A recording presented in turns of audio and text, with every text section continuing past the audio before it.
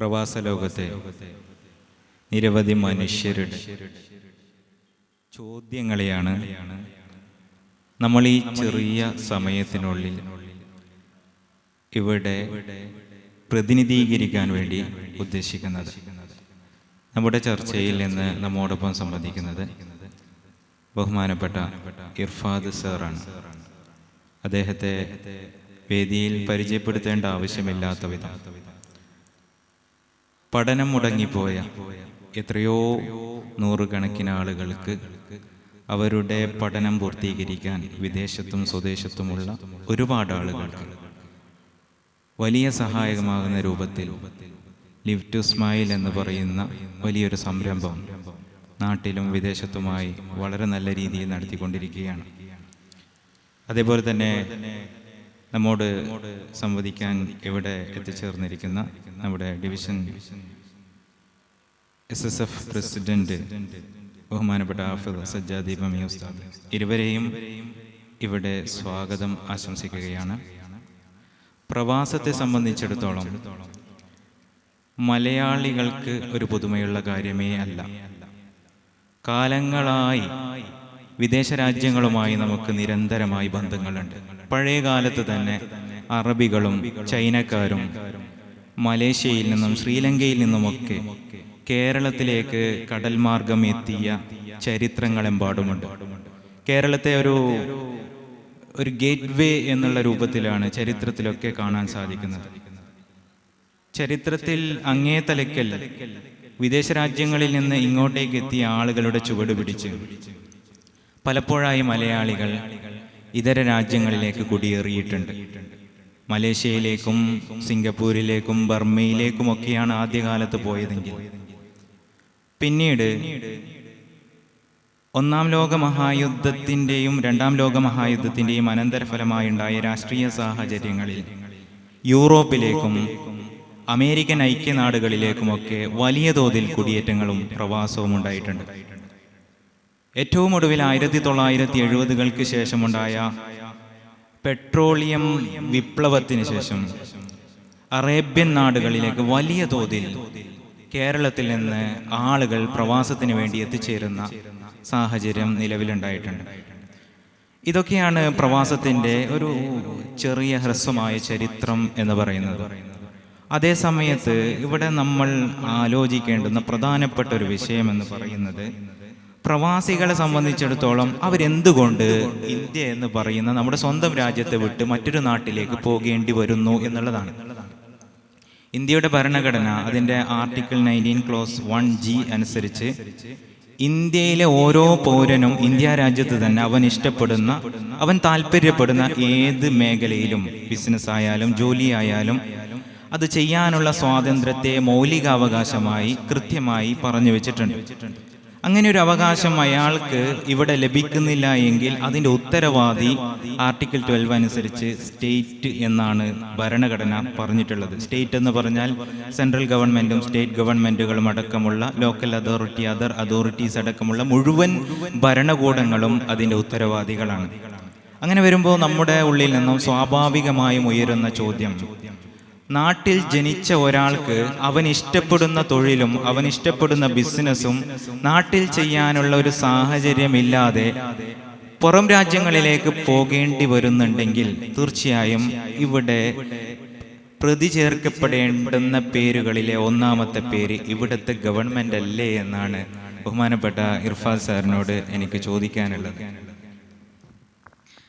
അസ്സലാമു അലൈക്കും വറഹ്മത്തുള്ളാഹി തആല വബറകാതുഹു. ബിസ്മില്ലാഹിർ റഹ്മാനിർ റഹീം. അല്ലാഹുമ്മ സ്വല്ലി അലാ റസൂലിക സയ്യിദിനാ മുഹമ്മദ്. സമാന്തരങ്ങൾ അല്ലേ, സീമാന്തരങ്ങൾ. ആക്ച്വലി ഈ ക്വസ്റ്റ്യന് ചോദ്യം ഉന്നയിക്കുന്ന കാണുമ്പോൾ തോന്നുന്ന പ്രവാസം എന്തോ പറ്റാത്ത സംഭവമായിട്ടാണ് എനിക്ക് ഫീൽ ചെയ്യുന്നുള്ളത്. പ്രവാസം എന്നുള്ളത് ആക്ച്വലി മനുഷ്യൻ ഉണ്ടായ കാലം മുതൽക്ക് തന്നെ പ്രവാസം എന്നുള്ള സ്ഥിതിവിശേഷങ്ങൾ ഉണ്ടായിട്ടുണ്ട്. ഭക്ഷണങ്ങൾ തേടിയുള്ള യാത്രകൾ, നൈൽ നദീതട സംസ്കാരങ്ങൾ, ഇതൊക്കെ സ്കൂൾ കാലങ്ങളിലൊക്കെ പഠിച്ച സംവിധാനങ്ങളാണല്ലോ. അപ്പോൾ ആക്ച്വലി പ്രവാസം എന്നുള്ളത് എപ്പോഴും എന്തല്ല, ഒരിക്കലും നിഷേധിക്കപ്പെടുന്ന, അതല്ല എങ്കിൽ ഒരു രണ്ടാം തരത്തിൽ കാണേണ്ടുന്ന സംവിധാനങ്ങളൊന്നും അല്ല. പ്രവാസം എന്ന് പറയുന്നുള്ളത് ഒരു മനുഷ്യൻ്റെ ജീവിതാവസ്ഥയുടെ ഒരു ഭാഗമായിട്ട് സംഭവിക്കുന്ന യാഥാർത്ഥ്യമാണ്. പക്ഷെ അങ്ങനെ ആകപ്പെടുന്ന സമയത്ത് അവൻ്റെ വ്യക്തി ജീവിതത്തിൽ ഉണ്ടാവുന്ന അവകാശങ്ങൾ നിഷേധിക്കപ്പെടുന്നു എന്നുള്ളത് അതും ഒരു യാഥാർത്ഥ്യമാണ്, നിഷേധിക്കപ്പെടുന്നു എന്നുള്ളത്.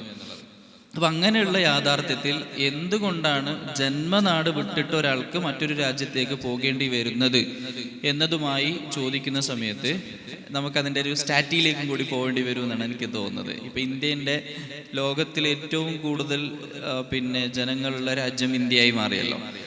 ഇന്ത്യയിലെ 32 മില്യൺ ജനങ്ങൾ എന്ന് വെച്ചാൽ 3.2 കോടി, ഇത്രയും ജനങ്ങൾ പ്രവാസികളാണ്. എന്ന് വെച്ചാൽ വ്യത്യസ്തമായ രാജ്യങ്ങളിൽ ജീവിക്കുന്നവരാണ് അവർ. അതിൽ അവിടുത്തെ ലൈസൻസ് ഒക്കെ എടുത്തിട്ട് അതല്ലെങ്കിൽ അവിടുത്തെ സിറ്റിസണായി മാറിയവരും ഉണ്ട് അതിനകത്ത്. എന്നാൽ കൂടുതൽ പേരും അവിടെ സെറ്റിൽ ആവുക അല്ലെങ്കിൽ ജോലി ആവശ്യാർത്ഥം പോയവരാണ്. ജോലി ആവശ്യാർത്ഥം, പഠനാവശ്യാർത്ഥം ആണ് കൂടുതൽ ആൾക്കാരും പ്രവാസത്തിലേക്ക് പോകാറുള്ളത്. 2 കാര്യങ്ങളാണ്, ഒന്ന് ജോലി, മറ്റൊന്ന് പഠനം. ഇതിൽ നമ്മൾ ഉന്നയിച്ച വിഷയം എന്തുകൊണ്ട് അങ്ങോട്ടേക്ക് പോവേണ്ടി വരുന്നു എന്നുള്ളതാണ്. അപ്പോൾ ഈ രണ്ടും പറയേണ്ടി വരും, പഠനവും പറയേണ്ടി വരും, ജോലിയും പറയേണ്ടി വരും. നമ്മൾ ഒന്നാമത്തേത് കൂടുതൽ ആൾക്കാരും പോകുന്നത് ജോലിയാണ് എന്നതുകൊണ്ട് അതിലേക്ക് വരാം. നമുക്ക് ജോലിയുമായി ബന്ധപ്പെട്ട് അവിടത്തേക്ക് പോകുന്ന സമയത്ത് ഇപ്പോൾ കേരളത്തെ സംബന്ധിച്ചിടത്തോളം കേരളത്തിലെ 20 to 25 ലക്ഷം മലയാളികൾ എന്തുണ്ട്, പ്രവാസത്തിലുണ്ട് എന്നുള്ളതാണ്. അപ്പോൾ അങ്ങനെ ഉണ്ടാകുന്ന സമയത്ത് അത് കൂടുതലും GCC രാജ്യങ്ങളിലാണ്, അറബിക് രാജ്യങ്ങളിലാണ് കൂടുതലുള്ളത്. പിന്നീട് നമ്മുടെ USA വരും, കാനഡ വരും, അങ്ങനെ ഉണ്ടാവുന്ന ഓസ്ട്രേലിയ വരും. ഇങ്ങനെയൊക്കെ അതിൻ്റെ ഒരു പാറ്റേൺ വരുന്നുണ്ട്. ഞാൻ പറഞ്ഞു വരുന്നുള്ളത്, ഒന്നാമത്തെ കാര്യം എന്താണെന്ന് വെച്ചാൽ മുൻകാലങ്ങളിൽ സാധാരണ പ്രവാസി പോകുന്നത് അവൻ്റെ സാധാരണ പറയാറില്ലേ, വീട്ടിൽ അടുപ്പിൽ പുക ഉയരാൻ വേണ്ടിയിട്ടാണ് ഗൾഫിലേക്ക് പോവുക. അതിൽ കുറേ ആഗ്രഹങ്ങളുണ്ടാവും. ഒന്ന് മക്കളെ കെട്ടിച്ചു വിടണം, അതല്ല എങ്കിൽ ഒരു വീടുണ്ടാക്കണം, ജീവിതത്തിൻ്റെ 4 മൂലകൾ കൂട്ടിക്കെട്ടണം എന്നൊക്കെ പറഞ്ഞിട്ടാണ് സാധാരണ പോവുക. പക്ഷെ അങ്ങനെ പോകുമ്പോൾ ആ ഒരു തലമുറ കഴിഞ്ഞു എന്നുള്ളതാണ് യാഥാർത്ഥ്യം. ആ ഒരു തലമുറ എന്തായി കഴിഞ്ഞിട്ടുണ്ട്. ഇപ്പോൾ ഗൾഫിലേക്ക് പോകുന്ന 90% ആൾക്കാരും ജീവിത നിലവാരം മെച്ചപ്പെടുത്താൻ വേണ്ടിയിട്ടാണ് ഗൾഫിലേക്ക് പോകുന്നത്. അതാണ് ഇതിൻ്റെ യാഥാർത്ഥ്യം. ജീവിതത്തിൻ്റെ നിലവാരം മെച്ചപ്പെടുത്തണം എന്ന താല്പര്യത്തിലാണ് പോവുക. അപ്പം നിലവാരം ഓരോരുത്തരും ഓരോരോ കാറ്റഗറി അനുസരിച്ചിട്ടാണ് ഉണ്ടാവുക. അപ്പോൾ ഇപ്പം നാട്ടിൽ ജീവിക്കണം എന്ന് ആഗ്രഹിച്ചുകൊണ്ട് ഒരാൾ നാട്ടിൽ നിൽക്കുകയാണെങ്കിൽ അയാൾക്ക് ജീവിക്കേണ്ടുന്ന നിലവാരം കുറവായിരിക്കുമെന്നും, എന്നാൽ അതിനേക്കാളും കുറച്ചും കൂടി പെട്ടെന്ന് നിലവാരം ഉയർത്താൻ സാധിക്കുക വിദേശത്താണും എന്ന സാക്ഷാത്കാരത്തിന് വേണ്ടിയിട്ടാണ് പോവാറുള്ളത്. ഒരു കണക്കിന് അത് യാഥാർത്ഥ്യം കൂടിയാണ്. ഞാൻ എക്സാമ്പിൾ പറയാം. നാട്ടിൽ പഠനം കഴിഞ്ഞ ഒരു നേഴ്സിനെ എടുക്കാം. നാട്ടിൽ പഠനം കഴിഞ്ഞ ഒരു നേഴ്സ് ആ പഠനം പൂർത്തീകരിക്കണമെന്നുണ്ടെങ്കിൽ 4 വർഷത്തെ പഠനമുണ്ട്. +2 സയൻസ് കഴിഞ്ഞതിന് ശേഷം 4 വർഷത്തെ പഠനമുണ്ട്. ഈ പഠനങ്ങളൊക്കെ കഴിഞ്ഞ് അതിന് ഏകദേശം നഴ്സിംഗ് കഴിയുമ്പോഴേക്കും അവരുടെ എല്ലാ ചിലവും കൂട്ടി ഒരു 10 ലക്ഷം രൂപ ചിലവായിട്ടുണ്ടാവും. സ്വാഭാവികമാണ്. ഒരു പക്ഷേ ലോൺ എടുത്തിട്ടോ അല്ലെങ്കിൽ കുടുംബത്തിൻ്റെ വേറെ എന്തെങ്കിലുമൊക്കെ കാര്യങ്ങളൊക്കെ ഉണ്ടായിരിക്കും പഠിച്ചിട്ടുണ്ടാവുക. സ്വാഭാവികമാണല്ലോ. അങ്ങനെ ഇപ്പോൾ നഴ്സിംഗ് കോളേജുകളൊക്കെ വളരെ കുറവാണ്. അതുകൊണ്ട് ഹോസ്റ്റൽ ആശ്രയിച്ചിട്ടും അങ്ങനെയൊക്കെ ആയിരിക്കും ഒരു കുട്ടി പഠിച്ചിട്ടുണ്ടാവുക. ഈ പഠനത്തിന് ശേഷം ഇനി ആ കുട്ടി നാട്ടിൽ ജോലി ചെയ്യുകയാണ് എങ്കിൽ മിനിമം അവർക്ക് ഇപ്പോൾ നിലവിലത്തെ ഒരു സാഹചര്യം അനുസരിച്ചിട്ട് സാലറി കൊടുക്കാറുള്ളത് ഒരു 15,000 മുതൽ 30,000, 35,000 വരെയാണ് നിലവിൽ സാലറി കിട്ടുക. സീനിയോറിറ്റി അനുസരിച്ചിട്ട്, എക്സ്പീരിയൻസ് അനുസരിച്ചിട്ട് കൂടുതൽ കിട്ടും. എന്നാൽ ഒരു ഫ്രഷർ, ഒരു സ്റ്റാർട്ടിംഗ് ആയിട്ട് ജോയിൻ ചെയ്യുന്ന ഒരാളെ സംബന്ധിച്ചിടത്തോളം അയാൾക്കുള്ള സാലറി എന്ന് പറയുന്നുള്ളത് എത്രയാണ്? ഈ കുട്ടി പഠിക്കാൻ ചിലവായിട്ടുണ്ടാവുക 10 ലക്ഷമാണ്. ഞാൻ പറയാം, അതേ സ്ഥാനത്ത് ഈ കുട്ടി എങ്ങാനും ഇപ്പോൾ ഗൾഫിൽ പോയി, വിദേശത്ത് പോയി, ഇപ്പോൾ UAE പോയി എന്ന് വിചാരിക്കുക. UAE പോയി അവിടുത്തെ ഹെൽത്ത് അതോറിറ്റിയുടെ എക്സാം DHA എന്നാണ് പറയാം, എക്സാം എഴുതി ആള് നേഴ്സിംഗ് ആയി ജോലിക്ക് കയറിയാൽ ആൾക്ക് സ്റ്റാർട്ടിങ്ങിൽ നാട്ടിലത്തെ ഒരു 1.5 ലക്ഷം രൂപ വരെ സാലറി തുടങ്ങാൻ പറ്റും. അതങ്ങനെ കൂടിക്കൊണ്ട് പോകും. അവരുടെ സ്റ്റാഫ് ലാഡർ എന്ന് പറയുന്നത് ബേസിക് നേഴ്സിൽ നിന്ന് തുടങ്ങി അതിങ്ങനെ സുപ്പീരിയറായി പോയിട്ട് നല്ല ഹൈ സാലറിയിലേക്ക് എത്തും. സ്വാഭാവികമായിട്ടും നമ്മൾ തന്നെ എടുത്തു നോക്കുക, ബെറ്റർ അവർക്ക് പോകുന്നതല്ലേ? കാരണം അവരെ ജീവിത നിലവാരം മെച്ചപ്പെടണം എന്നുള്ളത് കൊണ്ട് അവർ പോകുന്നു എന്നുള്ളതാണ് യാഥാർത്ഥ്യം. ഇനി നാട്ടിലെ സംബന്ധിച്ചിടത്തോളം നാട്ടിൽ ഒരു 1.5-2 ലക്ഷം റുപ്യക്ക് സാലറി കൊടുത്താൽ നിർത്താൻ പറ്റുന്ന സാഹചര്യമാണോ? അതുമല്ല. അപ്പോൾ മെച്ചപ്പെടുക എന്നൊരു താല്പര്യത്തിന് വേണ്ടിയിട്ട് പോകുന്നുണ്ട് എന്നത് യാഥാർത്ഥ്യമാണ്. രണ്ടാമതൊരു ഗൾഫിലേക്ക് പോകാനുണ്ടായ യാഥാർത്ഥ്യം തൊഴിലില്ലായ്മയാണ്. അതും ഒരു യാഥാർത്ഥ്യമാണ്. ഉദാഹരണത്തിന് തൊഴിലില്ലായ്മ എന്ന് പറയുമ്പോൾ നാട്ടിൽ പിന്നെ ഇപ്പോൾ ഒരാളെ സംബന്ധിച്ചിടത്തോളം പ്ലസ് ടു കഴിഞ്ഞ ഒരു കുട്ടിക്ക് ജോലിക്ക് പോകണം. ഇവനെ സംബന്ധിച്ചിടത്തോളം ഉത്തരവാദിത്വത്തിൻ്റെ ഭാണ്ഡങ്ങൾ ഇങ്ങനെ വന്നുകൊണ്ടേയിരിക്കുന്നുണ്ട്. കുറച്ച് കഴിഞ്ഞാൽ പിന്നെ കല്യാണം കഴിക്കണം, വീട്ടിലെ കാര്യങ്ങൾ നോക്കണം.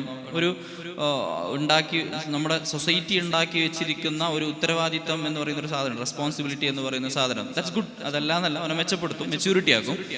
പക്ഷേ കുറച്ച് കഴിയുമ്പോൾ നാട്ടിലുണ്ടാകുന്ന ആൾക്കാരൊക്കെ ചോദിക്കും, പണിയൊന്നായില്ലേ, എന്ന് ശരിയായിട്ടില്ലേ? സ്വാഭാവികമായിട്ടും ഇവൻ്റെ നാട്ടിൽ ഈ പ്ലസ് ടു കഴിഞ്ഞ് ഇവനിക്ക് എന്ത് പണിക്ക് പോകാൻ പറ്റും? ഒരു ഷോപ്പിൽ പോകും അല്ലേ? ഷോപ്പിലേക്ക് പണിക്ക് പോവാം. അതല്ല എങ്കിൽ വേറെ എന്തെങ്കിലുമൊക്കെ പിന്നെ നാട്ടിലെ കൂലിപ്പണിയും അങ്ങനത്തെ കാര്യങ്ങളൊക്കെ ആയിട്ട് പോവുക. എത്ര കിട്ടും? ഷോപ്പിലാണെങ്കിൽ 10,000 to 15,000 വരെ പോവും, 20,000 വരെ പോവും. കൂലിപ്പണിയാണെങ്കിൽ ഒരു 1,000 രൂപ കൂലി ഉണ്ടെങ്കിൽ 30,000 വരെ പോവും. നാട്ടിലെല്ലാത്തിനും ചിലവ് കൂടിക്കൊണ്ടിരിക്കുകയാണ്. സ്വാഭാവികമായിട്ടും ഇവൻ്റെ അടുത്ത നോക്കൂ, വെക്കേഷനിൽ ഗൾഫിൽ വരുന്ന ഒരാൾ നാട്ടിലേക്ക് വരുന്ന സമയത്ത് നല്ല വണ്ടിയെടുത്ത് റൈസുന്നുണ്ട്, ട്രിപ്പ് പോകുന്നുണ്ട്, പിന്നെ അതുപോലെ തന്നെ എല്ലാത്തിനും ബില്ല് പേ ചെയ്യുന്നുണ്ട്. ഒരു കളർഫുൾ ലൈഫ്.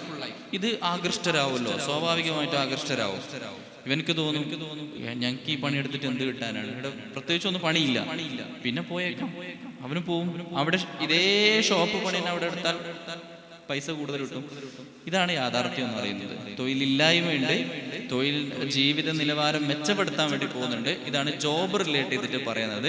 എഡ്യൂക്കേഷൻ നമുക്ക് തോന്നുന്നു ആ ഭാഗത്തെ പാർട്ട് ഡിസ്കസ് ചെയ്യുമ്പോൾ സംസാരിക്കാന്നാണ് തോന്നുന്നത്. ഏതായാലും സാറ് പറഞ്ഞെടുത്തും നാട്ടിലെ പ്രശ്നങ്ങളാണ് ഒരു മനുഷ്യനെ പ്രവാസത്തിലേക്ക് എത്തി ചേർക്കുന്നത് എന്നുള്ളതാണ് മനസ്സിലാവുന്നത്. അങ്ങനെ വരുമ്പോഴും ഗവൺമെന്റ് എന്താണ് ചെയ്തുകൊണ്ടിരിക്കുന്നത് എന്നുള്ളൊരു ചോദ്യം ഇവിടെ ബാക്കിയാവുന്നുണ്ട്. കാരണം പ്രധാനമായിട്ടും പറയാനുള്ള കാരണം കേരളം പല സൂചികകൾ എടുത്തു നോക്കുമ്പോഴും ആയുർദൈർഘ്യത്തിന്റെ വിഷയത്തിലും അതേപോലെ തന്നെ അടിസ്ഥാന സൗകര്യങ്ങളുടെ വിഷയത്തിലും സാക്ഷരതയുടെ വിഷയത്തിലും ഒക്കെ പലപ്പോഴും കേരള മോഡലിനെ നമ്മൾ ഉയർത്തി കാണിക്കാറുണ്ട്. ഈ കേരള മോഡൽ എന്ന് പറയുന്ന മോഡലിൻ്റെ പിന്നിലെ ചാലകശക്തികൾ എന്ന രൂപത്തിൽ പലപ്പോഴും അവതരിപ്പിക്കപ്പെടാറുള്ളത് ഇവിടെ മാറി മാറി ഭരിച്ച ഗവൺമെൻറ്റുകളെയാണ്.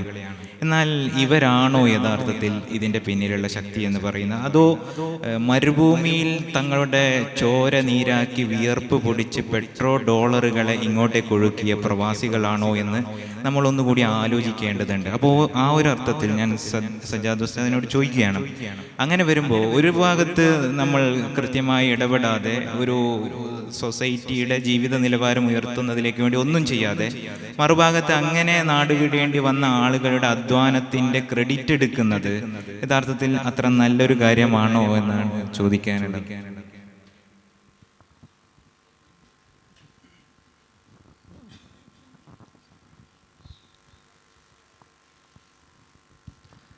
അസ്സലാമു അലൈക്കും വറഹ്മത്തുള്ളാഹി. നമ്മുടെ നാടുകളിലെ ഗവൺമെൻറ്റുകളെ പറ്റി പറയുമ്പോൾ ഏതു വിഷയത്തിലും ക്രെഡിറ്റ് എടുക്കുക എന്നത് എല്ലാവരും ആഗ്രഹിക്കുന്നതാണ്. ആ ഒരു നിലക്ക് പ്രവാസികളെയും അവർ ചെയ്ത പ്രവർത്തനത്തിന് ക്രെഡിറ്റ് എടുക്കാൻ വേണ്ടിയിട്ടുള്ള എല്ലാ ശ്രമങ്ങളും എല്ലാ മാറി മാറി വരുന്ന സർക്കാരുകളും ചെയ്തുകൊണ്ടിരിക്കുന്നുണ്ട്. ഇപ്പോൾ നേരത്തെ മാഷ് പറഞ്ഞു, പ്രവാസം എന്നതൊരു പാഷനായിട്ട് മാറുകയാണ് അല്ലേ? ഒരു ജീവിതം മെച്ചപ്പെടുത്താനുള്ള ഒരു പുതിയ വളർന്നു വരുന്ന തലമുറയുടെ ഒരു പുതിയ രീതിയായി എല്ലാവരും ആകൃഷ്ടരാകുന്ന ഒരു രീതിയായിട്ട് മാറിക്കൊണ്ടിരിക്കുന്നു. പക്ഷെ അത് പറയുമ്പോഴും പ്രവാസ ലോകത്തേക്ക് പോകുന്ന ബഹുഭൂരിഭാഗം വരുന്ന ഇങ്ങനെ നമ്മുടെ നാട്ടിൽ നല്ല ഡ്രസ്സ്, നല്ല വണ്ടി, ഓൺലൈൻ പേയ്മെന്റ് അടക്കമുള്ള ചെത്തി ഒരു മാസം നടന്ന് ഗൾഫിൽ പോകുന്ന ആളുകളെ കണ്ട് ആകൃഷ്ടരായി ഗൾഫിലേക്ക് പോകുന്ന ഒട്ടുമിക്ക ആളുകളും ഒരു മാസം 2 മാസം നിന്നിട്ട് തിരിച്ചു വരുന്ന ഒരു സാഹചര്യം വളരെ കൂടുതലാണ്.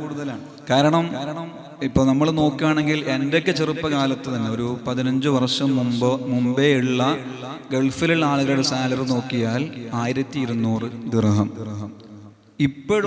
ഇപ്പോഴും ഗൾഫിലേക്ക് പോകുന്ന എഡ്യൂക്കേറ്റഡ് ഒന്നും അല്ലാത്ത സാധാരണ +2 കഴിഞ്ഞ് അല്ലെങ്കിൽ ഡിഗ്രി കഴിഞ്ഞിട്ട് പോകുന്ന ആളുകൾ അവിടെ ജോലി അന്വേഷിക്കുമ്പോൾ അവർക്ക് ഇപ്പോഴും പറയുന്ന സാലറി 1200 ദിർഹമാണ്.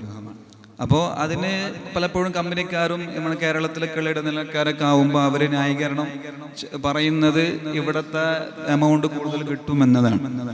യഥാർത്ഥത്തിൽ അവർക്ക് അവരുടെ ഫാമിലിയെ കൊണ്ടുപോയി താമസിപ്പിച്ച് ഒരു സന്തോഷത്തോടെയുള്ള ഒരു ജീവിതം നയിക്കാനുള്ള ഒരു സാഹചര്യമില്ല. അതിനവർക്ക് കഴിയില്ല. അവരുടെ ലൈഫ് മൊത്തം പോവുകയാണ്. 1 വർഷം 2 വർഷം, ചില ആളുകൾ 4 വർഷവും 5 വർഷമൊക്കെ അവിടെ നിന്നിട്ടാണ് പിന്നെ നാട്ടിലേക്ക് വരുന്നത്. അതുവരെ ഫാമിലിയായിട്ട് ചിലപ്പോൾ ബന്ധം തന്നെ പുലർത്താത്ത ചെറുപ്പക്കാർ വരെ വളർന്നു വരുന്നുണ്ട്.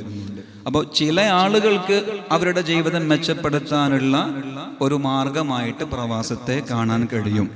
അവർക്ക് അതിനുള്ള വിദ്യാഭ്യാസമോ മറ്റ് ഏതെങ്കിലും നിലവാരമുള്ള കാര്യങ്ങൾക്ക് അവർ നേടിയെടുത്തതിൻ്റെ പേരിൽ അവർക്ക് ഉന്നതമായ ജോലി ലഭിക്കുകയും ഒന്നുകിൽ അവർ ഫാമിലി അവിടെ തന്നെ കൊണ്ടുപോയി സെറ്റിലാക്കുകയും അല്ലെങ്കിൽ നാട്ടിലേക്ക് 3 മാസത്തിലും 6 മാസത്തിലൊക്കെ ഇങ്ങനെ വന്നു പോവുകയൊക്കെ ചെയ്യുന്ന ഒരു സിറ്റുവേഷൻ ഉണ്ട്. അവരെ സംബന്ധിച്ചിടത്തോളം പ്രവാസം അവർക്ക് ഉപകാരം ചെയ്യുന്നു എന്ന് പറയാം. അതേ സമയത്ത് അതിനേക്കാൾ കൂടുതൽ വരുന്ന നമ്മുടെ ചെറുപ്പക്കാർ അവർ അവിടെ പോയി പ്രയാസപ്പെടുന്നു, ഇവിടെ ചെത്തി നടക്കുന്നു നമ്മുടെ ഭാഷയിൽ പറയുമ്പോഴും അവിടെ പല നിലക്കുള്ള പ്രയാസങ്ങൾ സഹിച്ച് മണിക്കൂറുകൾ 18ഉം 20ഉം വരെ ജോലി ചെയ്ത് അധ്വാനിച്ച് ശരീരത്തിൻ്റെ ആരോഗ്യം മുഴുവനും നശിച്ചു പോകുന്ന രൂപത്തിലുള്ള വളരെ ഹാർഡായിട്ടുള്ള വർക്ക് ചെയ്തിട്ടാണ് ഈ നാട്ടിൽ വന്നിട്ട് 1 മാസം അടിച്ചു പൊളിച്ച് കഴിയുന്നത്. അപ്പം അവരെ സംബന്ധിച്ചിടത്തോളം ബാഹ്യമായിട്ട് നല്ലൊരു ലൈഫ് എന്ന് തോന്നാമെങ്കിലും ആന്തരികമായിട്ട് അവർ വളരെ ക്ഷീണിതരാണ്, പ്രയാസത്തിലാണ് എന്ന് തന്നെ പറയേണ്ടി വരും.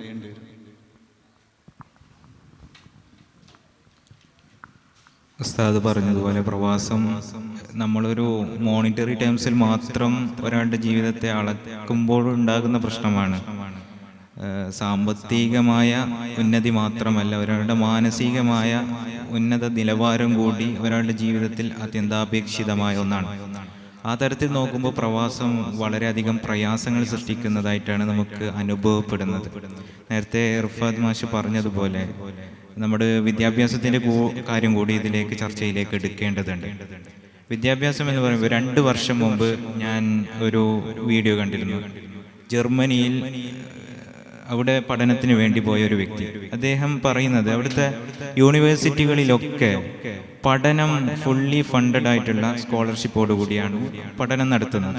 മാത്രമല്ല പഠിക്കുന്നതോടൊപ്പം തന്നെ പാർട്ട് ടൈമായി ഒരുപാട് തൊഴിലവസരങ്ങൾ കൂടി അവിടെ ലഭിക്കുന്നു എന്നുള്ളതാണ്. ഞാൻ അന്ന് കണ്ട അറിവനുസരിച്ച് അന്ന് 1 മണിക്കൂറിന് 15 യൂറോ ആണ് അവിടെ ബേസിക് സാലറി, മിനിമം വേജസ് ആയിട്ട് നൽകുന്നത്. 1 മണിക്കൂറിന് 15 യൂറോ എന്ന് പറയുമ്പോൾ ഇന്ന് നിലവിലെ ഒരു നിരക്കനുസരിച്ച് 1 യൂറോക്ക് 110 രൂപയാണ് കാണുന്നത്. അങ്ങനെ വരുമ്പോൾ 1 മണിക്കൂറിന് ജർമ്മനിയിൽ പഠിക്കുന്ന ഒരു വിദ്യാർത്ഥി നേടുന്ന ശമ്പളം ഒന്ന് ആലോചിച്ചാൽ മതി. ഏകദേശം 1700ഓളം രൂപ 1 മണിക്കൂറിന് കിട്ടുന്നുണ്ട് എന്നാണ് ഞാൻ മനസ്സിലാക്കുന്നത്. അപ്പം അത്തരം ഒരു സാഹചര്യം ഒരാൾക്ക് ലഭിക്കുന്നുണ്ടെങ്കിൽ അയാൾ പകരം ചിന്തിക്കുന്നത് എന്തായിരിക്കാം? നമ്മുടെ നാട്ടിൽ പഠിക്കുന്ന ഒരു വിദ്യാർത്ഥി, അയാൾ നഴ്സിംഗ് ആകട്ടെ മറ്റേതെങ്കിലും നല്ല മോഹിപ്പിക്കുന്ന ഏതെങ്കിലും കോഴ്സാകട്ടെ, അയാൾ നാട്ടിൽ പഠിക്കണോ അല്ലെങ്കിൽ വിദേശത്ത് പഠിക്കണോ എന്ന് ഈ ഒരു രൂപത്തിൽ ചിന്തിക്കാനുള്ള സാഹചര്യമില്ലേ? അതോടൊപ്പം തന്നെ ഇനി സാമ്പത്തികമായ ഇത്തരം നേട്ടങ്ങളെ മാറ്റിവെച്ചാൽ തന്നെ വിദ്യാഭ്യാസത്തിൻ്റെ കാര്യത്തിൽ നമ്മുടെ വിദ്യാഭ്യാസ സമ്പ്രദായം എത്രത്തോളം പുരോഗമനപരമാണ്, എത്രത്തോളം നമ്മുടെ മാർക്കറ്റിലെ ആവശ്യത്തിനനുസരിച്ച് നമ്മുടെ വിദ്യാഭ്യാസ സമ്പ്രദായം പുരോഗമിക്കുന്നുണ്ട്. അങ്ങനെ വരുമ്പോഴും ഞാൻ എൻ്റെ ചോദ്യത്തിലേക്ക് തന്നെ വീണ്ടും മടങ്ങേണ്ടി വരികയാണ്. അങ്ങനെ വരുമ്പോഴും നമ്മുടെ ഗവൺമെൻറ് ഇതിൻ്റെ ഉത്തരവാദിയല്ല എന്ന് നമുക്ക് പറയാൻ പറ്റുമോ? നമ്മുടെ വിദ്യാഭ്യാസ സമ്പ്രദായം ഇത്രത്തോളം പ്രാകൃതമായി തീർന്നത്, ഒരു വെറും ബുക്കിഷായി മാറുന്നതിൽ നമ്മുടെ സമ്പ്രദായത്തിനും നമ്മുടെ ഗവൺമെൻറ്റുകൾക്കും ഉത്തരവാദിത്വമില്ല. അത് മാറ്റേണ്ടതില്ലേ? തീർച്ചയായിട്ടും നമ്മുടെ ചർച്ച ഡൈവേർട്ടായി പോകുന്നതായിട്ട് എനിക്ക് ഫീൽ ചെയ്തു. കാരണം എന്താ വെച്ചാൽ ഗവൺമെൻറ്റിൻ്റെ അതോറിറ്റിയുടെ പിന്നെ ഒരു ലിമിറ്റേഷൻ അല്ലെങ്കിൽ അതോറിറ്റിയുടെ ഒരു ഏത് രീതിയിലാണ് ഇതിനെ പരിഗണിക്കുന്നത് എന്നതായിരുന്നു നമ്മുടെ ടോപ്പിക്ക് തന്നെ. പക്ഷേ പ്രവാസം ചർച്ച ചെയ്യുമ്പോൾ നമുക്കത് പറയാതിരിക്കാൻ പറ്റില്ല. ആ ഒരു കളർഫുൾ ലൈഫിനെ കുറിച്ച് പറയാതിരിക്കാൻ പറ്റില്ല. നിങ്ങൾ നേരത്തെ ചോദിച്ച വിദ്യാഭ്യാസമുണ്ട്, അതുപോലെ തന്നെ പ്രവാസമുണ്ട്. പിന്നെ സർക്കാർ ഇതിന് ഉത്തരവാദിയല്ലേ എന്നുള്ളതാണ്. നോക്കൂ, നിങ്ങൾ സർക്കാർ ഉത്തരവാദിയാണ് എന്ന് തന്നെയാണ് നമ്മുടെ ഉത്തരം. ഡയറക്റ്റ് ഉത്തരം പറയാം, യെസ് ഓർ നോ ആൻസർ ചോദിച്ചാൽ സർക്കാർ ഉത്തരവാദി തന്നെയാണ്, അല്ല എന്ന് പറയുന്നില്ല.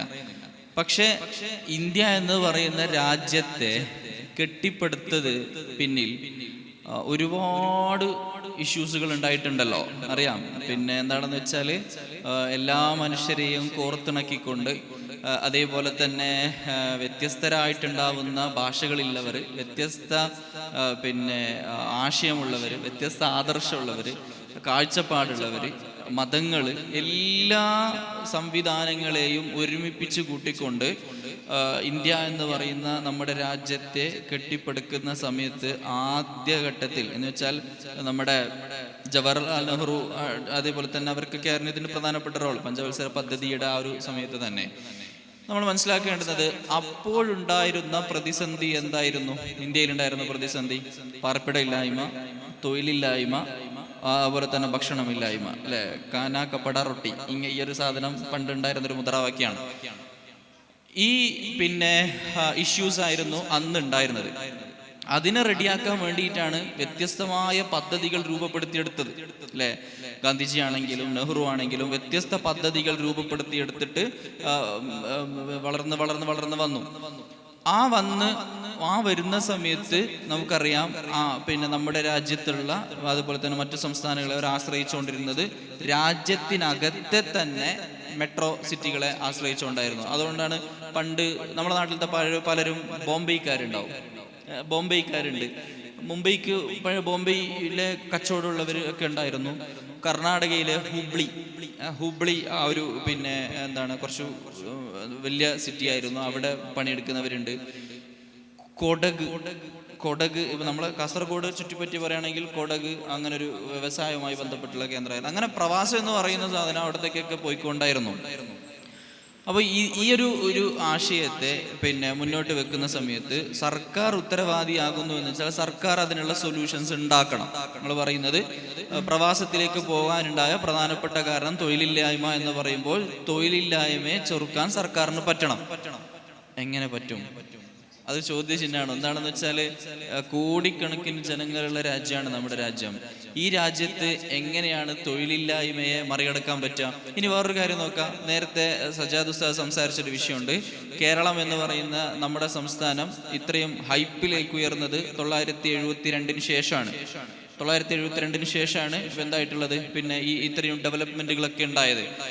72 ശേഷം എന്താ സംഭവിച്ചതെന്ന് വെച്ചാൽ നാട്ടിലെല്ലാവരും ഗൾഫിൽ പോയി തുടങ്ങി എന്നുള്ളതാണ് ഇതിൻ്റെ ഉത്തരം. നമ്മുടെ ഈ ബിൽഡിങ്ങുകൾ, മദ്രസ ബിൽഡിങ്ങുകളാണെങ്കിലും പള്ളിയാണെങ്കിലും അതുപോലെ തന്നെ സ്കൂളുകളാണെങ്കിലും പ്രൈവറ്റ് സ്കൂളുകളാണെങ്കിലും അക്കാഡമിക്സ് ആണെങ്കിലും കോളേജസ് ഒക്കെ ആണെങ്കിലും ഉണ്ടായത് എങ്ങനെയാണ്? അതിൻ്റെയൊക്കെ പിന്നിൽ ഗൾഫ് പണമുണ്ട്.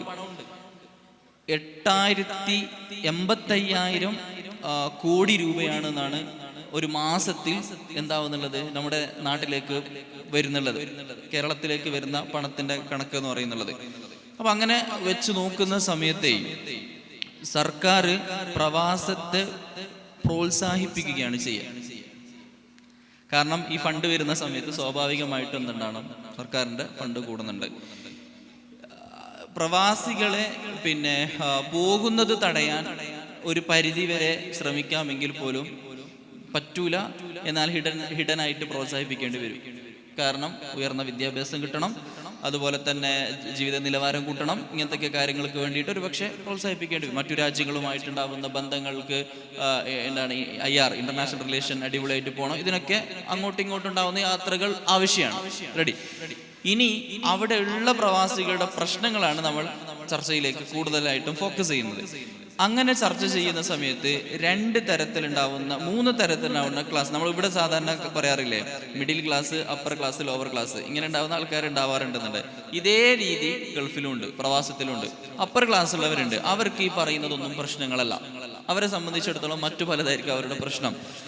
എന്ന് വെച്ചാൽ ഇപ്പോൾ ഉദാഹരണം, ഈ നമ്മൾ പ്രവാസത്തിലെ പ്രശ്നങ്ങളുടെ ചർച്ച ചെയ്യുമ്പോൾ ചർച്ച ചെയ്യാതിരിക്കാൻ പറ്റാത്തൊരു സാധനമാണ് ഫ്ലൈറ്റ് ടിക്കറ്റ്. ഇപ്പോൾ നിലവിലത്തെ സീസണിൽ കൂടുന്ന ഫ്ലൈറ്റ് ടിക്കറ്റ് എന്ന് പറയുന്നത്.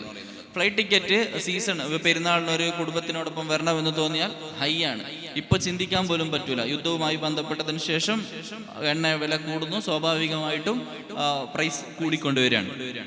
അപ്പോൾ പ്രവാസികളെ സംബന്ധിച്ചിടത്തോളം ഇപ്പോൾ ഫ്ലൈറ്റ് ടിക്കറ്റ് റിലേറ്റ് ചെയ്തിട്ട് അവർക്ക് അനുഭവിക്കുന്ന പ്രശ്നങ്ങൾ പറയുമ്പോൾ ഹൈ ക്ലാസ് ജോലി ചെയ്യുന്നവരെ സംബന്ധിച്ചിടത്തോളം അവർക്കത് പ്രശ്നമാവുന്നില്ല, അതൊരു വലിയ പ്രശ്നമാവുന്നില്ല. ഇപ്പം an എക്സാമ്പിൾ, ഒരാള് 50,000 ദിർഹംസിനാണ് ജോലി ചെയ്യുന്നത് വിചാരിക്കുക. Monthly salary 50,000 ദിർഹംസാണ്. ഇഷ്ടം പോലെ ആൾക്കാരുണ്ട്, മലയാളികൾ ഇഷ്ടം പോലെ ഉണ്ട്. 50,000 1 ലക്ഷമൊക്കെ ദിർഹം സാലറിയിൽ വർക്ക് ചെയ്യുന്ന ആൾക്കാരുണ്ടാവും. ഇവരെ സംബന്ധിച്ചിടത്തോളം ഇപ്പോഴത്തെ ഫ്ലൈറ്റ് ടിക്കറ്റ് എന്ന് പറയുന്നത് അവർക്ക് സീനില്ല. കൂടുതലാണോ? കൂടുതലാണ്, സാധാരണ ഉള്ളതിനേക്കാളും കൂടുതലാണ്. എന്നാൽ ഒരു അത്യാവശ്യ ഘട്ടത്തിൽ അവർ വരാതിരിക്കുന്നുണ്ടോ? ഇല്ല. അവരുടെ മകളുടെ കല്യാണം ലോ ലെവലിൽ നടക്കുന്നുണ്ടോ? ഇല്ല. എല്ലാം ഓക്കെയാണ്, അതൊക്കെ നടക്കുന്നു, സുഭിക്ഷമായി നടക്കുന്നുണ്ട്. എന്നാൽ മിഡിൽ ക്ലാസ് ഉണ്ട്, ലോവർ ക്ലാസ് ഉണ്ട്. മിഡിൽ ക്ലാസ് എന്ന് പറയുമ്പോൾ സാധാരണ ഇപ്പോൾ നേരത്തെ ഉസ്താദ് പറഞ്ഞ പോലെ ജീവിത നിലവാരം മെച്ചപ്പെടുന്ന ഭാഗമായിട്ട് ഫാമിലി ആയിട്ട് അവിടെ പോയി താമസിക്കുന്നവരുണ്ടാവും. അവര് മക്കളാകുമ്പോൾ മെല്ലെ അവർ നാട്ടിലേക്ക് വരും. കാരണം എന്താ വെച്ചാൽ മക്കളുടെ ചെലവും കൂടി അവിടെ നോക്കാൻ പോസിബിൾ അല്ല. ഉദാഹരണത്തിന് ഒരു 4,000 മുതൽ ഒരു 10,000 ദിർഹംസ് വരെ സാലറി കിട്ടുന്ന മനുഷ്യന്മാർ, അവരെ സംബന്ധിച്ചിടത്തോളം അവർക്ക് എന്താണ് ഇപ്പൊ സാലറി കിട്ടുന്ന സമയത്ത് അവിടുത്തെ റൂം റെന്റ്, അവിടുത്തെ ഭക്ഷണം, ബാക്കി ചെലവുകളൊക്കെ കൂടുന്ന സമയത്ത് കിട്ടുന്ന പൈസ കറക്റ്റ്. ഫാമിലി ഉണ്ടോ? ഉണ്ട്. ഇവിടുന്ന് ചിന്തിക്കുമ്പോൾ അവർ ഭയങ്കര സംഭവമാണ്, ഗൾഫിൽ കുടുംബമൊക്കെ ആയിട്ട് പോയി താമസിക്കുന്നത്. അവിടെ രാത്രി വെച്ച കറി 3 ദിവസമൊക്കെ ഫ്രിഡ്ജിലുണ്ടാവും. അങ്ങനെയൊക്കെ ആയിരിക്കും ചിലപ്പോൾ ജീവിക്കുന്നുണ്ടാവുക. കാരണം എന്താണെന്ന് വെച്ചാൽ കഷ്ടിച്ച് ജീവിക്കുന്നുണ്ടാവും അവിടെ. പക്ഷെ അത് രസമാണ്, കുടുംബം ഒന്നിച്ചുണ്ടല്ലോ, ഹാപ്പി ആയിട്ട് പോകും. ഇനി ആർക്കാണ് ഈ പ്രശ്നങ്ങളൊക്കെ ഉള്ളത്? പ്രശ്നമുള്ളത് എവിടെയാണെന്ന് വെച്ചാൽ ഏറ്റവും താഴെ ലെവലിൽ നേരത്തെ പറഞ്ഞ 800 ദിർഹംസ് മുതൽ അങ്ങോട്ടേക്ക് ഒരു 2,000-3,000 ദിർഹംസ് വരെ ജീവിക്കുന്ന മനുഷ്യന്മാരുണ്ട്. അതാണ് ഏറ്റവും കൂടുതൽ. അവർക്കാണ് ഈ ഇഷ്യൂസ് ഉള്ളത്. ആ ഇഷ്യൂസ് എങ്ങനെ പരിഹരിക്കപ്പെടും? ഒന്ന് ആലോചിച്ച് നോക്ക്. ഈ ഫ്ലൈറ്റ് ടിക്കറ്റ് കൂടുന്നു എന്നുള്ളത് എങ്ങനെയാണ് സർക്കാർ ഫ്ലൈറ്റ് ടിക്കറ്റ് കുറക്കാൻ ഇടപെടേണ്ടത്? ഇടപെടാൻ പറ്റുമോ എന്ന് വെച്ചാൽ പറ്റും. പക്ഷെ അതിൽ കൈവെക്കാനുള്ള അവകാശം സ്റ്റേറ്റിന് ചിലപ്പോൾ ഉണ്ടാവില്ല. അതുകൊണ്ടാവാം ഈ സംഭവം നടക്കുന്നുള്ളത്. ഒന്ന്, എണ്ണ വില കൂടുന്നു എന്നുള്ളതിനെ എങ്ങനെയാണ് സ്റ്റേറ്റ് ചെറുക്കേണ്ടുന്നത്? സ്വാഭാവികമായിട്ടും എണ്ണ വില കൂടുന്ന സമയത്ത് ഫ്ലൈറ്റ് ചാർജ് കൂട്ടേണ്ടി വരുന്നു. ഇനി അത് കുറക്കാൻ സർക്കാർ ഇടപെട്ടാൽ നടക്കൂലേ? പറ്റും. കേന്ദ്രം ഇടപെട്ടാൽ കാര്യങ്ങളൊക്കെ പറ്റും. പക്ഷെ അവരെ സംബന്ധിച്ചിടത്തോളം അതൊരു മേജർ അല്ലെങ്കിൽ പ്രയോറിറ്റി ലിസ്റ്റിനകത്ത് വരുന്ന ഒരു ഇഷ്യൂസ് അല്ല. പ്രവാസികൾ എന്ന് പറയുന്നത് ഒന്ന് ഞാൻ നേരത്തെ പറഞ്ഞ പോലെ ഈ ടിക്കറ്റ് ഇഷ്യൂസ്. പിന്നെ ഒരു പ്രധാനപ്പെട്ട പ്രശ്നമാണ് പുനരധിവാസം എന്നുള്ളത്. പ്രവാസികൾ നിർത്തി നാട്ടിൽ വന്നാൽ അവരുടെ ജീവിതത്തിന്റെ അവസ്ഥ എന്ത് എന്നുള്ളത് അത് സെപ്പറേറ്റ് നടത്തേണ്ടുന്ന ഒരു ചർച്ചയായിട്ടാണ് നമ്മൾ. കാരണം ആരോഗ്യം പ്രശ്നമായിരിക്കും, അവരുടെ പാർപ്പിടം പ്രശ്നമായിരിക്കും, അവരുടെ മക്കൾ പ്രശ്നമായിരിക്കും. ഇങ്ങനെ തുടങ്ങിയിട്ടുണ്ടെന്ന് ഒരുപാട് കാര്യങ്ങളുണ്ട്. ലോൺ ഉണ്ടാവും ഇവർക്ക്, കടം ഉണ്ടാവും ഇവർക്ക്. ഇതിനൊക്കെ എങ്ങനെയാണ് സർക്കാരിന് ഹെൽപ്പ് ചെയ്യാൻ പറ്റുക? അപ്പോൾ നമ്മൾ ഇതിന് മുന്നോട്ട് വെക്കാൻ പറ്റുന്നൊരു സർക്കാരിനെ കുറിച്ചിട്ട്, ഡയസ്പോറയെ കുറിച്ച് ഒരുപാട് പഠനങ്ങൾ നടന്നിട്ടുണ്ട്. അതിൻ്റെ ഏറ്റവും വലിയൊരു ട്രോളും രസവും എന്താണെന്ന് വെച്ചാൽ ഒരു കേരള സഭ എന്ന് പറഞ്ഞിട്ടൊരു സാധനമുണ്ട് അല്ലേ? എന്താണ്? ലോക കേരള സഭ. ഓക്കെ. ലോക കേരള സഭ പ്രവാസികളെ ഉന്നമനത്തിന് വേണ്ടിയിട്ട് രൂപപ്പെടുത്തിയ ഒരു കിടിലൻ സാധനമാണ്. പക്ഷെ അതിന്റെ രസം എന്താണെന്ന് വെച്ചാൽ അതിന്റെ സെലക്ഷൻ എങ്ങനെയാണ്? അതിന്റെ സെലക്ഷൻ എന്ന് പറയുന്നത്, നിങ്ങൾ സോഷ്യൽ മീഡിയയിൽ ആക്റ്റീവ് ആണോ? നിങ്ങൾക്ക് അത്യാവശ്യം ഫോളോവേഴ്സ് ഉണ്ടോ? അതുപോലെ തന്നെ 1-2 വർത്താനൊക്കെ പറയാനൊക്കെ അറിയുന്നുണ്ടോ? പബ്ലിക് ഫിഗർ ഉണ്ടോ? എങ്കിൽ നിങ്ങൾ ലോക കേരള സഭയ്ക്കകത്തുണ്ടാവും. ഇവിടെ വന്ന് ലക്ഷങ്ങൾ പൊടിയാക്കിയിട്ട് ഇവിടെ കുറെ ആശയങ്ങളും ഒക്കെ പറഞ്ഞ് നല്ലോണം ഫുഡ് അടിച്ച് മന്ത്രിമാരെല്ലാവരും കൂടി, ഇത് ഒരു പക്ഷേ വിവാദമാവട്ടോ ഈ വിഷയം പറഞ്ഞാൽ, അങ്ങനെ ഒരു സാധ്യതയുണ്ട്. ഞാൻ പറഞ്ഞു വരുന്ന വിഷയം എന്താണെന്ന് വെച്ചാൽ ലക്ഷങ്ങൾ പൊടിച്ചിട്ട് ഇങ്ങനത്തെ ഒരു സംവിധാനങ്ങളൊക്കെ ഉണ്ടാക്കി തിരിച്ചു പോകും. അപ്പോഴും അവരുന്നയിക്കും ഫ്ലൈറ്റ് ടിക്കറ്റ് കൂടുന്നുണ്ട്, കുറക്കണം. പുനരധിവാസം വിഷയമാണ്, കുറക്കണം. പണ്ട് ഇന്ത്യ രൂപീകരിക്കുമ്പോണ്ടായ അതേ ചർച്ചയാണ് ഇപ്പം സ്വാതന്ത്ര്യ സമര കാലഘട്ടത്തിൽ നമ്മൾ പറയുന്നുള്ളത്. പാർപ്പിടം വേണം, തൊഴിലില്ലായ്മയുണ്ട്, അതൊക്കെയാണ് പ്രശ്നം. പണ്ടും അതേ പ്രശ്നമാണ്, ഇപ്പോഴും അതേ പ്രശ്നമാണ്. പ്രവാസികൾ പണ്ട് അനുഭവിക്കുന്ന അതേ പ്രശ്നം ഇപ്പം ഈ ലോക കേരള സഭ കഴിഞ്ഞ എല്ലാ വർഷങ്ങളും കൂടിയിട്ടും ഇത് തന്നെയാണ് റിപ്പീറ്റ് ചെയ്യാറുള്ളത്. പക്ഷെ അവിടെ കൃത്യമായൊരു പഠനം ആവശ്യമാണ്. എന്ന് വെച്ചാൽ എന്തുകൊണ്ടാണ് ഡയസ്പോറകൾ ഉണ്ടാവുന്നത്, ഇവരുടെ ജീവിത നിലവാരം എങ്ങനെയാണ് നമ്മുടെ രാജ്യത്ത് മെച്ചപ്പെടുത്താൻ പറ്റുക, പ്ലസ് ഇവർ തിരിച്ചു നാട്ടിലേക്ക് വരുന്ന സമയത്ത് എങ്ങനെയാണ് ഇവരെ ട്രീറ്റ് ചെയ്യേണ്ടത് തുടങ്ങിയിട്ടുള്ള കാര്യങ്ങൾ. പ്രവാസികൾക്ക് പെട്ടെന്നൊരു ഹെൽത്ത് ഇഷ്യൂസ് വന്നാൽ അവരുടെ ഹോസ്പിറ്റലിൽ ആവുന്ന സമയത്ത് നോർക്ക റൂട്ട്സ് ഉണ്ട്. നോർക്ക റൂട്ട്സിൻ്റെ ഒക്കെ പിന്നെ പ്രവർത്തനങ്ങൾ താളം തെറ്റിയിട്ടാണ് ഓടുന്നത്, കൃത്യമായിട്ട് ഓടുന്നില്ല. അപ്പോൾ പ്രവാസികൾക്ക് വേണ്ടി ഒരുക്കുന്ന സംവിധാനങ്ങളൊക്കെ ഒരു ചടങ്ങുകളായി മാത്രം മാറുന്നതിന് പകരം കൃത്യമായിട്ടുണ്ടാവുന്ന അക്കാഡമിഷ്യൻസ് അതിനെക്കുറിച്ച് പഠിച്ചിട്ട് അവരുടെ ജീവിത നിലവാരം മെച്ചപ്പെടുത്തിക്കൊണ്ടു പോകുന്നത്രയും ഗുണം നമ്മുടെ സ്റ്റേറ്റിനും നമ്മുടെ നാഷണലിനും തന്നെയാണ്. അത് ആ രീതിയിൽ മുന്നോട്ട് കൊണ്ടുപോകാൻ സർക്കാരിന് പറ്റേണ്ടതുണ്ട്. വെറും കാട്ടിക്കൂട്ടലാവുക എന്നതിനേക്കാൾ അപ്പുറം, അല്ലെങ്കിൽ നേരത്തെ പ്രവാസികളെ പറയാറുള്ളത് കറിവേപ്പില പോലെയാണെന്നാണ്, ടേസ്റ്റിന് വേണ്ടി അവിടെ ഇടും, വിൽക്കുന്ന സമയത്ത് ഒഴിവാക്കും. ഇതേ രീതിയിൽ തന്നെ സർക്കാരും കൂടി ചെയ്യുന്നത് സങ്കടകരമാണ്. തീർച്ചയായും ഭരണകൂടത്തോട് ചില ചോദ്യങ്ങൾ എന്ന ശീർഷകമായതുകൊണ്ടാണ് ഗവൺമെൻറ്റുമായി ബന്ധപ്പെട്ട് ചോദ്യങ്ങൾ ഉണ്ടായത്. അപ്പോൾ അതല്ലാത്തൊരു ചോദ്യം കൂടി ഉൾപ്പെടുത്തി നമ്മുടെ സമയം അതിക്രമിക്കുന്നുണ്ട്. എന്നിരുന്നാൽ കൂടി ഇപ്പോൾ സാറ് സൂചിപ്പിച്ചെടുത്ത് പുനരധിവാസത്തെക്കുറിച്ച് പറഞ്ഞു.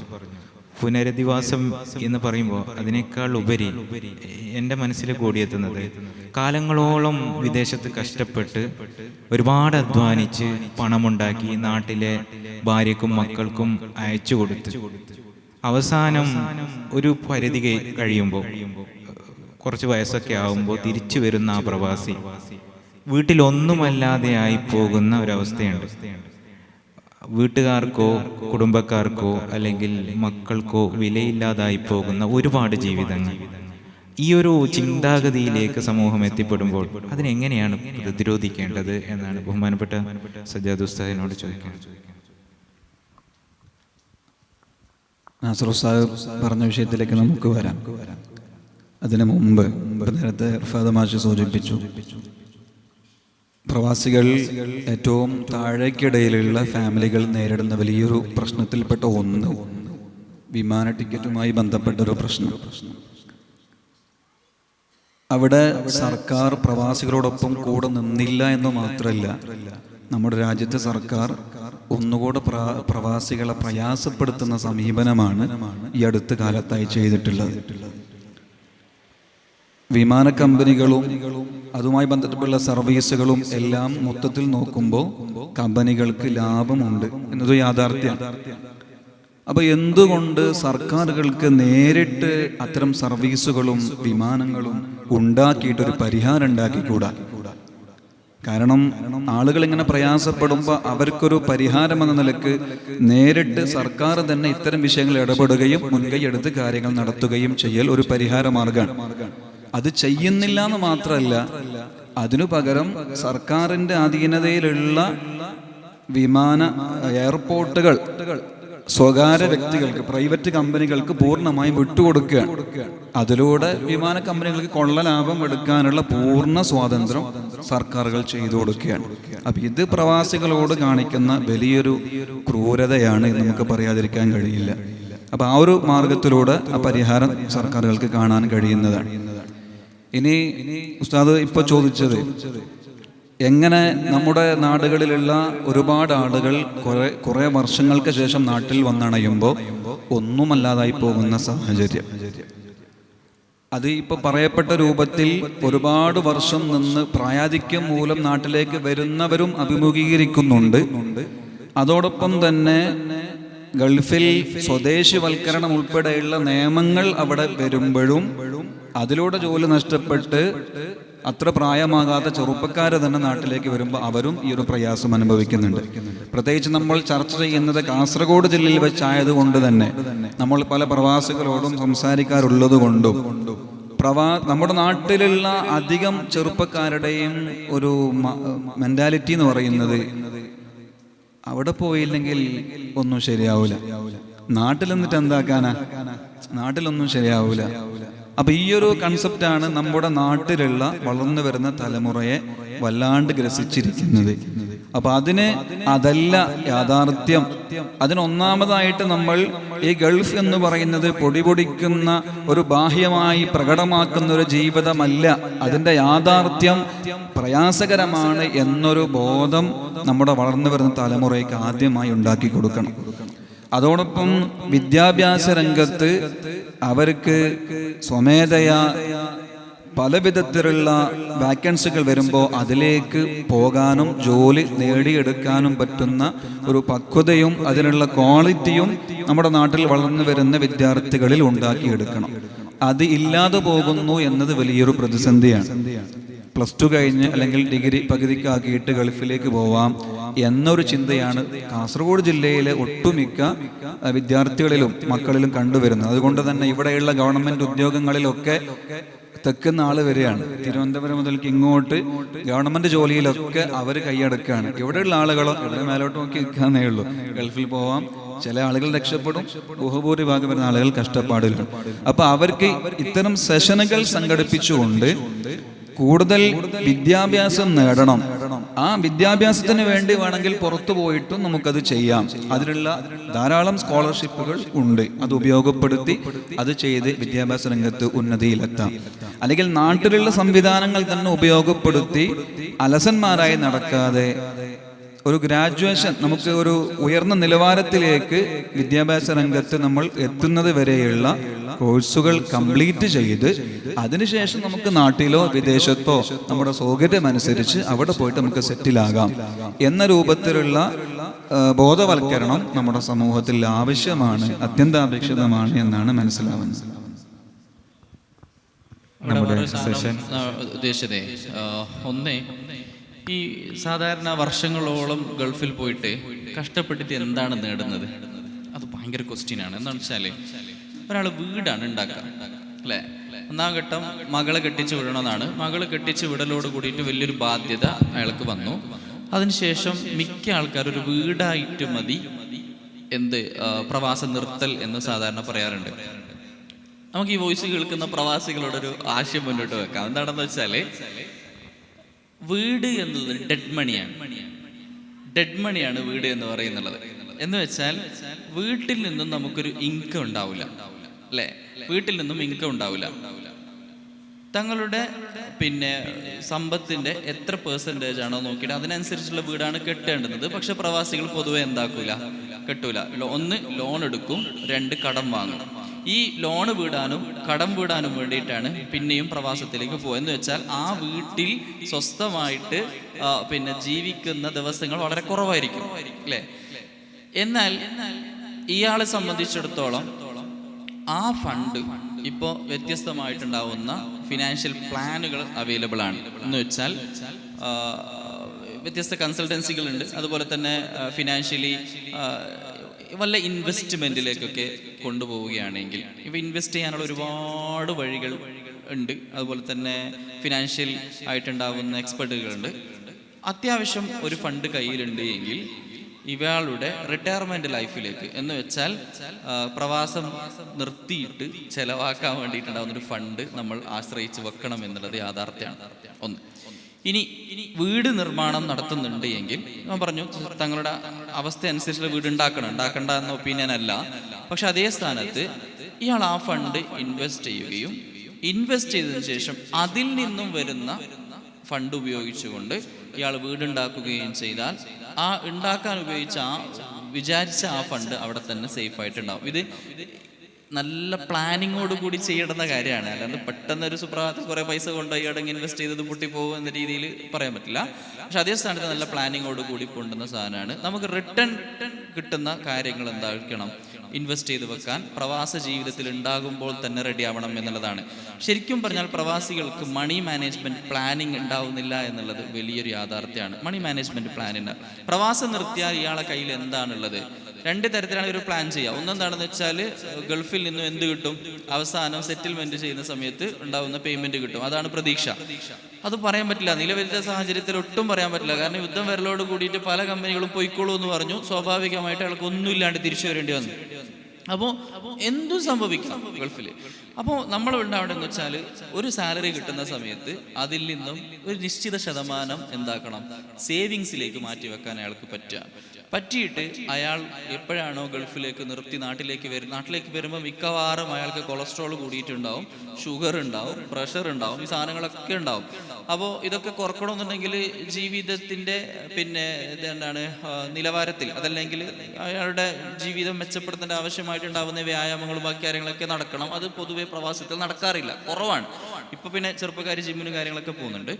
ഭക്ഷണത്തിലും ശ്രദ്ധിക്കാൻ പറ്റാറില്ല. മിഡ് നൈറ്റ് വരെ ഭക്ഷണം കഴിച്ച് ഡ്യൂട്ടി കാര്യങ്ങൾ അങ്ങനെയൊക്കെ ആയിട്ടാണ് പോകുന്നത്. ലൈഫ് സ്റ്റൈലിൽ വലിയ ചേഞ്ചസ് ഉണ്ട്.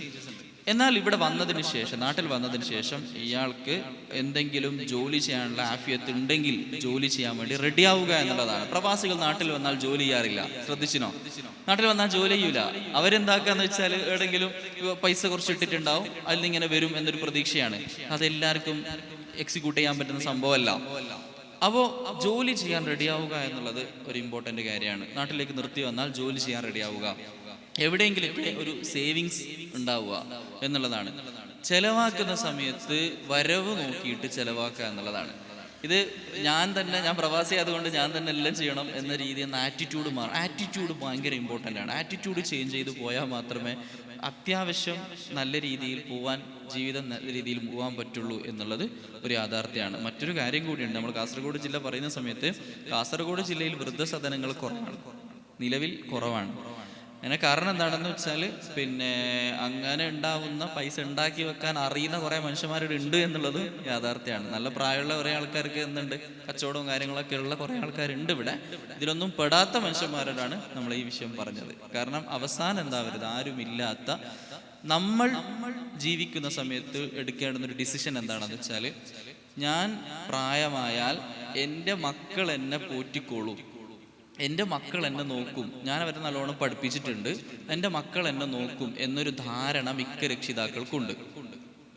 ലിവിറ്റ്, ഇനി ആ ചിന്ത വേണ്ട. മക്കൾ നോക്കും എന്നൊരു ചിന്ത നമ്മുടെ മനസ്സിൽ നിന്ന് മായ്ച്ചേക്കാം. മക്കൾ നോക്കിയാലും ഇല്ലെങ്കിലും എനിക്കും എൻ്റെ ഭാര്യയ്ക്കുമുള്ള എല്ലാ സംഭവങ്ങളും, ഞങ്ങൾ മരിക്കുന്നത് വരെയുള്ള എല്ലാ സംഭവവും പടച്ചോൻ തൗഫീഖ് ചെയ്തിട്ട് ഞങ്ങൾ തന്നെ ഉണ്ടാക്കിയിട്ട് വെച്ചിട്ടുണ്ട് എന്ന തോട്ടാണ് ഓരോ പ്രവാസികൾക്കും, പ്രവാസികൾ മാത്രമല്ല നാട്ടിലുള്ളവർക്കും ഉണ്ടാവേണ്ടുന്നത്. അൽഹംദുലില്ലാഹി റബ്ബിൽ ആലമീൻ. നല്ലൊരു സന്ദേശം പറഞ്ഞുകൊണ്ടാണ് മാഷ് അവസാനിപ്പിച്ചത്. പ്രവാസികളുടെ മനോഭാവത്തിൻ്റെ ചില പ്രശ്നങ്ങൾ നമുക്ക് എല്ലാവർക്കും അറിയാവുന്നതാണ്. പലപ്പോഴും കൺസ്യൂമബിൾ ആയിട്ടുള്ള കമ്മോഡിറ്റികളിലാണ് പ്രവാസികൾ കൂടുതലായി ശ്രദ്ധിക്കാറുള്ളത്. ആ ശ്രദ്ധ ഒന്ന് മാറ്റേണ്ടതുണ്ട്. ഇൻവെസ്റ്റ്മെൻറ്റിനെ കുറിച്ചുകൂടി ആരോഗ്യകാലത്ത് തന്നെ ചിന്തിക്കേണ്ടതുണ്ട് എന്നുള്ളത് വളരെ പ്രധാനമാണ്. അതോടൊപ്പം തന്നെ പ്രവാസം എന്തുകൊണ്ട് തിരഞ്ഞെടുക്കുന്നു എന്നതിന് കാരണങ്ങൾ കണ്ടെത്തുന്നിടത്തും പ്രവാസികൾക്ക് ചില കാര്യമായ പ്രശ്നങ്ങളുണ്ട്. പലപ്പോഴും സാമ്പത്തികമായ ഒരു മെച്ചത്തെക്കുറിച്ച് മാത്രമാണ് പ്രവാസികൾ പ്രവാസത്തെ തിരഞ്ഞെടുക്കുമ്പോൾ കാരണമായി കണ്ടെത്താറുള്ളത്. മറുഭാഗത്ത് നഷ്ടപ്പെടുന്നതിനെ കുറിച്ച് ഒന്നും ആലോചിക്കാറില്ല. കുടുംബവുമൊത്തുള്ള സമയം, നാട്ടിലെ സാമൂഹ്യമായ ഇടപെടലുകൾ, സംഘാടനം, അങ്ങനെ തുടങ്ങി പല വിധത്തിലുള്ള ഒരു മനുഷ്യൻ്റെ മാനസികമായ നിലയെ ശക്തിപ്പെടുത്തുന്ന പലതും ഇതിൻ്റെ പേരിൽ കുടുംബക്കാർക്ക് അതേപോലെ തന്നെ പ്രവാസിക്ക് സ്വന്തമായി നഷ്ടപ്പെടുന്നുണ്ട്. സാമ്പത്തികമായ നഷ്ടത്തെ പല രീതിയിൽ നമ്മൾ സൂക്ഷ്മമായി പഠിക്കുമ്പോൾ പ്രവാസി നേടുന്നതിനേക്കാളേറെ സാമ്പത്തികമായി തന്നെ പ്രവാസി നഷ്ടപ്പെടുത്തുന്ന ഒരു രീതിയും ഉണ്ടാകാറുണ്ട്. ആ രീതിയൊക്കെ മാറട്ടെ. വളരെ ക്രിയാത്മകമായി പ്രവാസത്തെ ഉപയോഗപ്പെടുത്താൻ, പ്രവാസത്തിൽ നിന്ന് മറ്റു ആൾട്ടർനേറ്റീവുകളെ കുറിച്ച് ചിന്തിക്കാൻ പുതിയ തലമുറക്ക് സാധിക്കട്ടെ എന്ന് ആശംസിച്ചുകൊണ്ട് തൽക്കാലം നമ്മുടെ ചർച്ച ഇവിടെ അവസാനിപ്പിക്കുന്നു. ഈ ചർച്ചയിൽ ഇവിടെ പങ്കെടുത്ത് സംസാരിച്ച നമ്മുടെ പ്രിയപ്പെട്ട ഇർഫാദ് മാഷ്, അതേപോലെ തന്നെ ബഹുമാനപ്പെട്ട സജ്ജാദ് ഉസ്താദ്, ഇരുവർക്കും ഈ സദസ്സിന് വേണ്ടി നന്ദി അറിയിച്ചുകൊണ്ട് നിർത്തുന്നു. വആഖിറു ദഅവാന അൽഹംദുലില്ലാഹി റബ്ബിൽ ആലമീൻ. അസ്സലാമു അലൈക്കും വറഹ്മത്തുള്ളാഹി വബറകാതുഹു.